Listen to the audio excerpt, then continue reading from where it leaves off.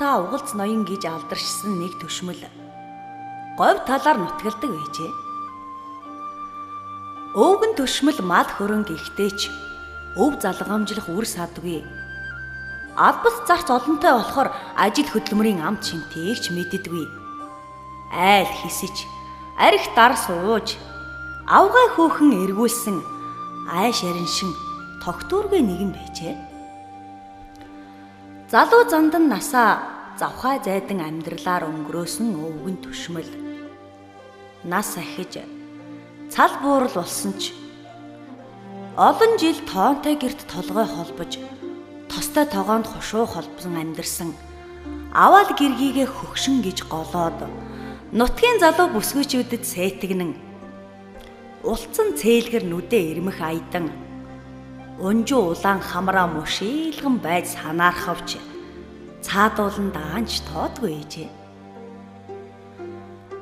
Гэтэл алс баруун зүгийн алтай нутагт өндөр гойлог биетэй өнгөлөг сайхан царайтай зүс гэдгэн цас мэд цэвэрхэн харсан хүний нүд булам хасын цагаан шүттэй хонгор гэдэг нэртэй хосгүй сайхан хүүхэн байдаг гэж өвгөн төшмөл сонсчээ.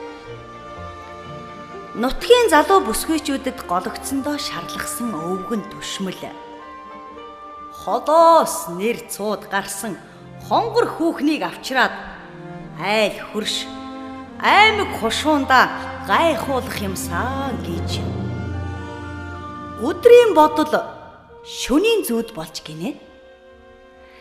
Тэгэд нутгийнхаа хамгийн цэцэн цэлмэг гэж яригддаг нэгэн бичигтнийг авчран уран үхтэй захиа бичүүлж тэрэндээ замбуулан хорвоод жаргах тавилантай хүүхэн минь залуу ноён надтай сууж энэ дэлхийд ховор эрднэр инхри бие чимээч гэд инээ тэрэг захиандаа дутсан байжээ.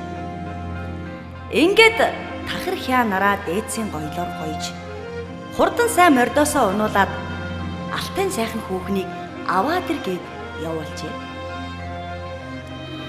Насан туршдаа хүнийг дарлаж сансан хэрэгээ амархан бүтээж сурсан өвгөн төшмөл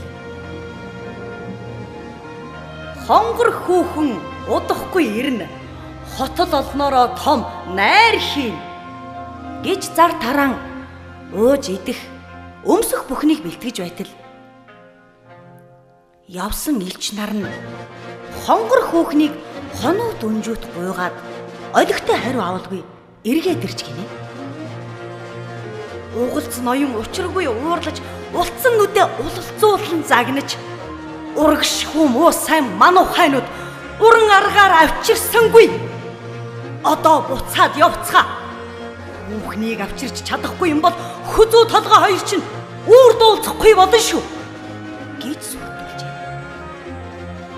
Айж балмагцсан хянар нь алтай хонгорын дахин очиж арга учраа тоочин ятгахсаар арай хийн ам алдуулж аваад нутгийн зүг эргэжээ.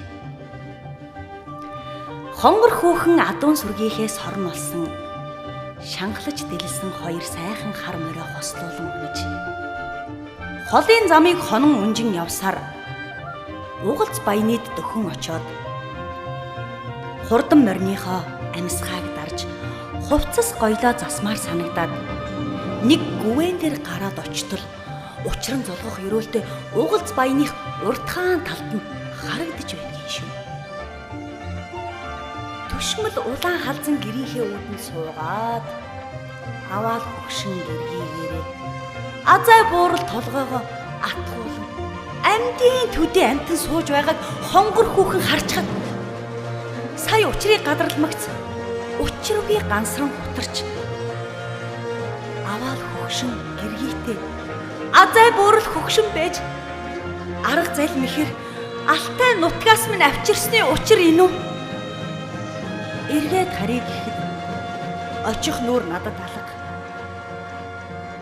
Энэ мүү зүнхтэй ямар ч байсан нөхцөхгүй. Одоо би эндээс хаашаач явахгүй. Овоо толгойд хувлие гээд ганцгалж ирсэн хүнжлөө урдууран ороогоод өмсөж явсан дээлэн тайлж хойгуураа тунтраад унаж явсан хоёр сайхан шанхад морио хоёр ууланд тавьж туучгаад суучгаж. Тэр цагаас хойш дэл хүнжил гэдэг хоёр уулын хооронд дэгжин хөөрхөн хонгор овоо холоос цайран харагдах болжээ. Харин бардам дээрэнгийн угалц ноён баруун зүг рүү хошуурн тогтсон барсайсан буурал хүрэн уул ботчихсан юм гинэ.